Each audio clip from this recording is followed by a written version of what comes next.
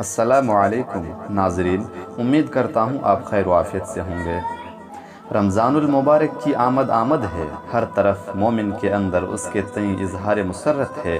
یہ وہ مبارک مہینہ ہے جس کا انتظار مومن آدمی سال بھر کرتا ہے، کیونکہ یہ نیکی، برکت، بخشش، عنایت، توفیق، عبادت، زہد، تقوی، مروت، خاکساری، مساوات، صدقہ و خیرات، رضائے مولا، جنت کی بشارت، جہنم سے گلو خلاصی کا مہینہ ہے۔ اس ماہ مقدس میں مومن کے اندر فکر آخرت کے ذریعے رب سے ملاقات کی خواہش بیدار ہوتی ہے۔ سبحان اللہ، اس قدر پاکیزہ و محترم مہینہ، یہ رب کی طرف سے اس پر ایمان لانے والوں کے لیے عظیم تحفہ ہے۔ اب ہمارا یہ فرض بنتا ہے کہ اس ماہ عظیم الشان کا کیسے استقبال کریں اور کس عمدگی سے اس مہینے کے فیوز و برکات سے اپنے دامن کو نیکیوں کی موتی سے بھر لیں۔ رمضان کا استقبال کیسے کریں؟ اپنے ذہن میں ذرا تصور پیدا کریں کہ جب آپ کے گھر کسی اعلیٰ مہمان کی آمد ہوتی ہے تو آپ کیا کرتے ہیں؟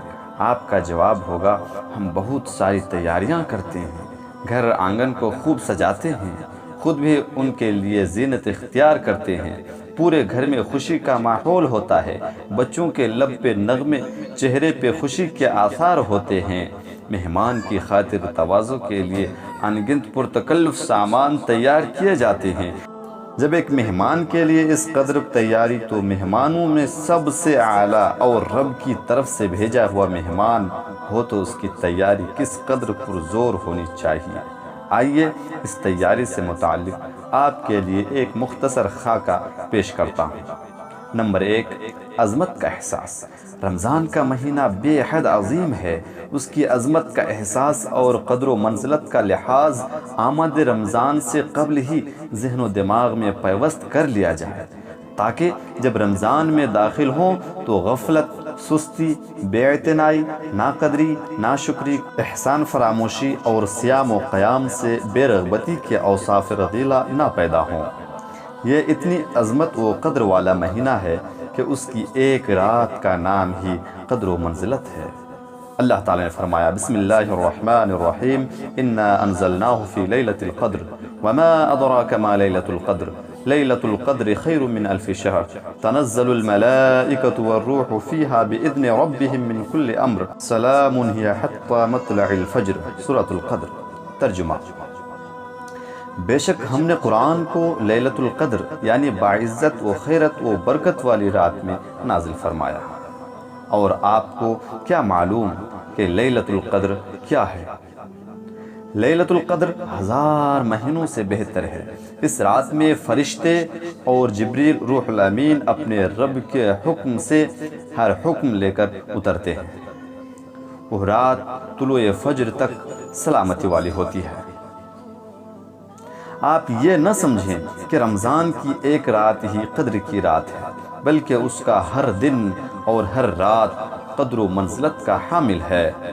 نمبر 2، نعمت کا احساس۔ رمضان جہاں رب کا مہمان ہے، وہیں اس کی طرف سے ایک عظیم نعمت بھی ہے۔ عام طور سے انسان کو اس نعمت کا احساس کم ہی ہوتا ہے جو حاصل ہو جاتی ہے، لیکن جو نہیں مل پاتی اس کے لیے تڑپتا رہتا ہے۔ ایک بینا کو آنکھ کی نعمت کا احساس کم ہوتا ہے، اس لیے اس کا استعمال فلم بینی اور برائی کے مشاہدے میں کرتا ہے۔ اگر اسے یہ احساس ہو کہ یہ رب کی بہت بڑی نعمت ہے، اس کی قدر کرنی چاہیے، تو کبھی اپنی آنکھ سے برائی کا ادراک نہ کرے۔ بینا کی بنسبت اندھے کو آنکھ کی نعمت کا احساس زیادہ ہوتا ہے۔ یہ فرق ایمان میں کمی کا سبب ہے۔ جس کا ایمان مضبوط ہوگا وہ ہر نعمت کی قدر کرے گا۔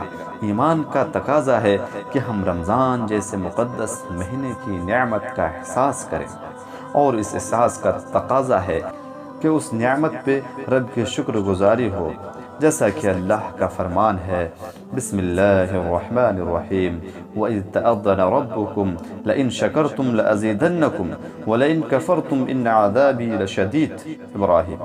ترجمہ: اور جب تمہارے پروردگار نے تمہیں آگاہ کر دیا کہ اگر تم شکر گزاری کرو گے تو بے شک میں تمہیں زیادہ دوں گا، اور اگر تم ناشکری کرو گے تو یقیناً میرا عذاب بہت سخت ہے۔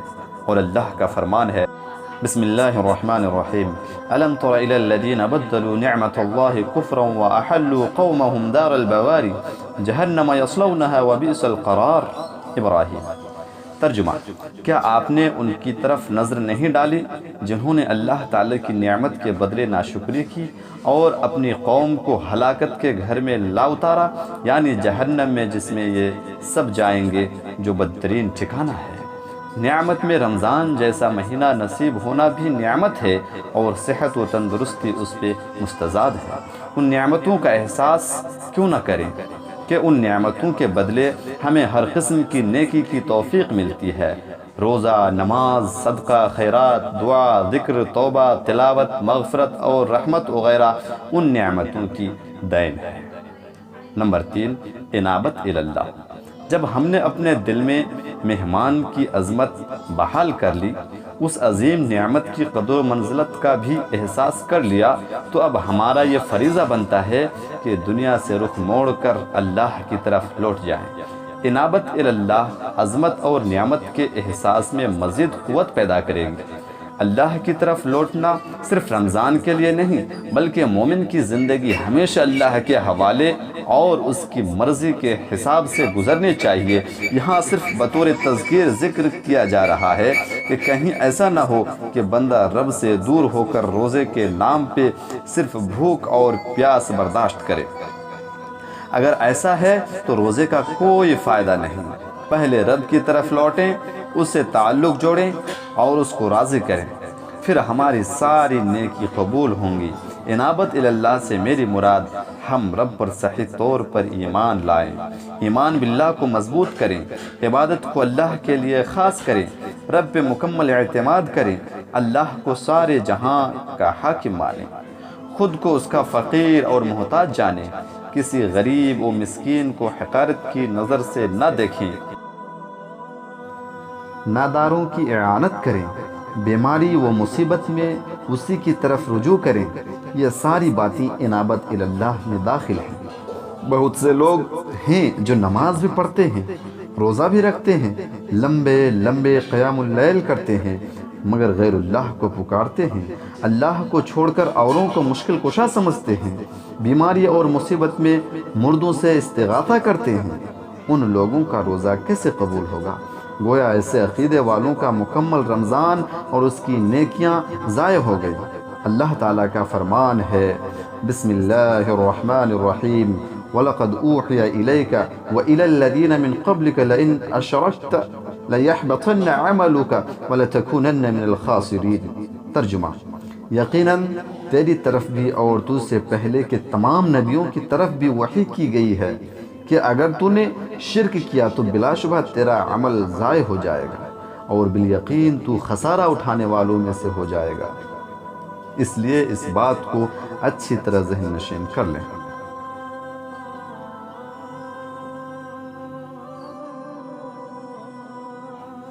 نمبر 4، پیش قدمی۔ اس کے دو پہلو ہیں۔ الف، منکر سے اجتناب، با، معروف کی رغبت۔ الف میں منکر سے اجتناب۔ رمضان کے استقبال میں ایک اہم پہلو یہ ہے کہ ہم پہلے اپنے گزشتہ گناہوں سے سچی توبہ کریں اور آئندہ گناہ نہ کرنے کا عزم مصمم کر لیں۔ دیکھا جاتا ہے کہ لوگ ایک طرف نیکی کرتے ہیں تو دوسری طرف بدی کرتے ہیں۔ اس طرح اعمال کا ذخیرہ نہیں بن پاتا، بلکہ بدی کے سمندر میں ہماری نیکیاں ڈوب جاتی ہیں۔ ویسے بھی ہمارے پاس نیکی کی کمی ہے، وہ بھی ضائع ہو جائے تو نیکی کرنے کا فائدہ کیا؟ اس لیے نیکی کو اگر بچانا چاہتے ہیں اور رمضان المبارک کی برکتوں، رحمتوں، نعمتوں، بخششوں اور نیکیوں کو بچانا چاہتے ہیں تو بدی سے مکمل اجتناب کرنا پڑے گا۔ اللہ تعالیٰ کا فرمان ہے، بسم اللہ الرحمن الرحیم، قل انفقوا طوعا او کرها لن يتقبل منکم انکم کنتم قوما فاسقین۔ ترجمہ، کہہ دیجئے کہ تم خوشی یا ناخوشی کسی بھی طرح خرچ کرو، قبول تو ہرگز نہ کیا جائے گا، یقیناً تم فاسق لوگ ہو۔ اس آیت سے پتہ چلتا ہے کہ اللہ تعالیٰ فسق و فجور اور ناپسندیدگی سے خرچ کرنے کی وجہ سے صدقہ کو قبول نہیں کرتا۔ با معروف کی رغبت۔ رمضان بھلائی کمانے کے واسطے ہے۔ اللہ تعالیٰ مومنوں کو متعدد طریقے سے اس مہینے میں بھلائی سے نوازتا ہے۔ ہمیں ان بھلائیوں کے حصول کی خاطر رمضان سے پہلے ہی کمر بستہ ہو جانا چاہیے اور مواقع حسنات سے مستفید ہونے کے لیے برضا و رغبت ایک خاکہ تیار کرنا چاہیے تاکہ ہر قسم کی بھلائیاں سمیٹ سکیں۔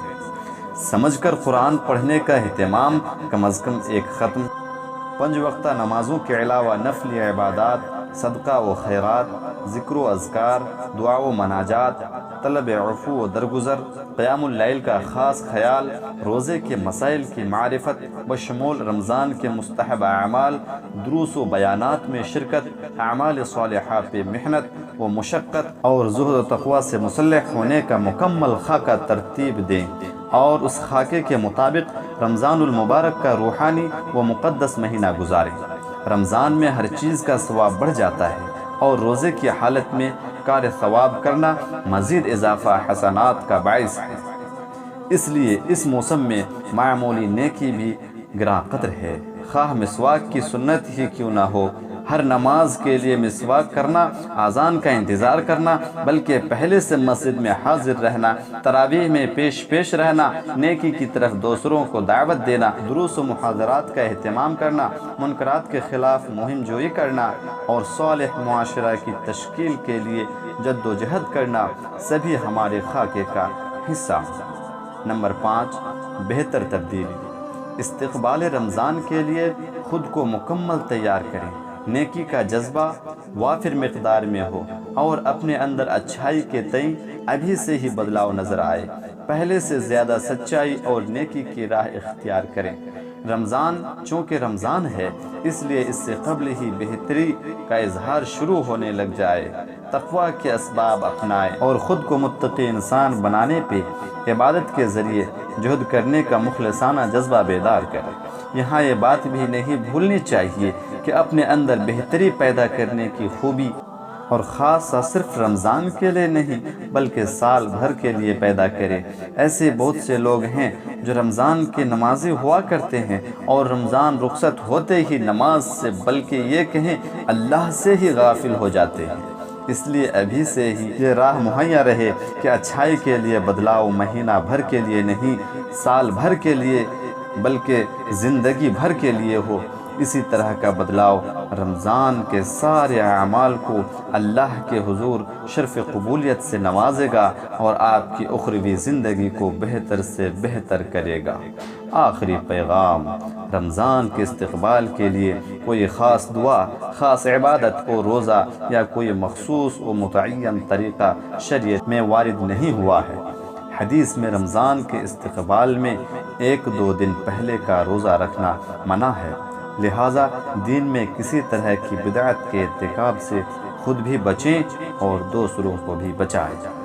اللہ تعالی ہمیں رمضان کا بہترین استقبال کرنے، اس مہینے سے ہر طرح کا فائدہ اٹھانے کا موقع فراہم کرے اور رمضان میں بکثرت اعمال صالحہ انجام دینے کی توفیق دے اور ان اعمال کو آخرت میں نجات کا ذریعہ بنائے۔